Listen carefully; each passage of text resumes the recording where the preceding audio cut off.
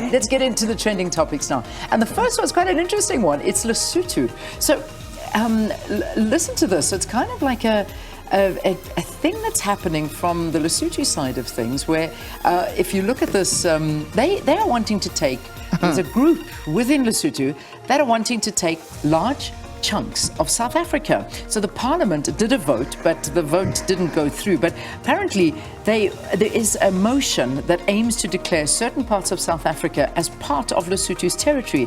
And this includes the Free State, parts of the Northern Cape, the Eastern Cape, Mpumalanga and KwaZulu-Natal.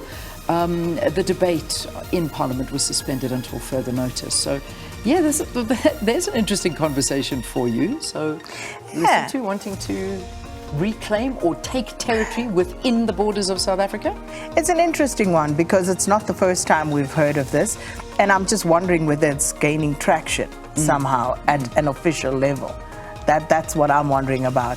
But be that as it may, I don't know how far this will go. You've got Lesotho who's taking those claims. There were some claims from people from Eswatini who wanted parts of Mpumalanga and KZN. So I don't know. Yeah. So what I'm here, I mean, reading a little bit further on that. So this is it's being led, obviously the Basotho, but there's an MP in Parliament behind the motion, and the name is Tsepo Lepolo. And he's behind it, and he's saying it's time for what is ours to be returned to us. He's the leader of the Basotho Convention movement, campaigning on the issue during last year's election. They gained a single seat. It's a seat that he holds.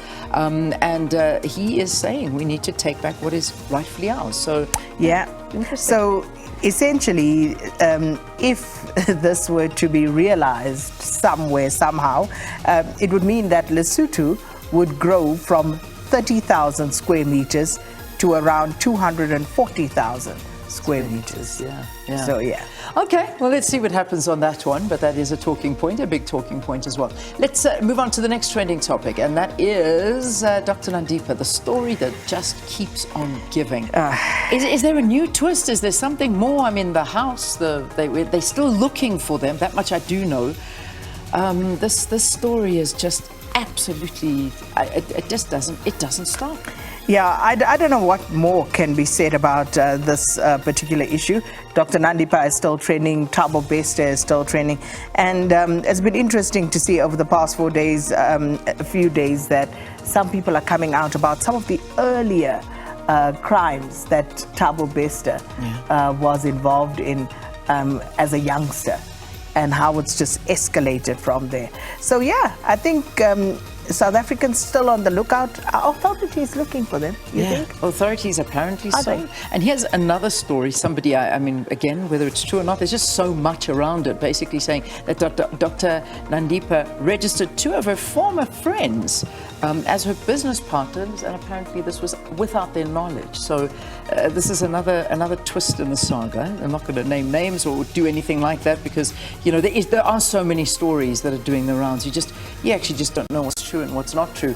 In fact, the whole story sounds unbelievable, but unfortunately it is. And there's also stories about, I've seen them all coming through this morning, a lot of talk about the body that was found in the cell.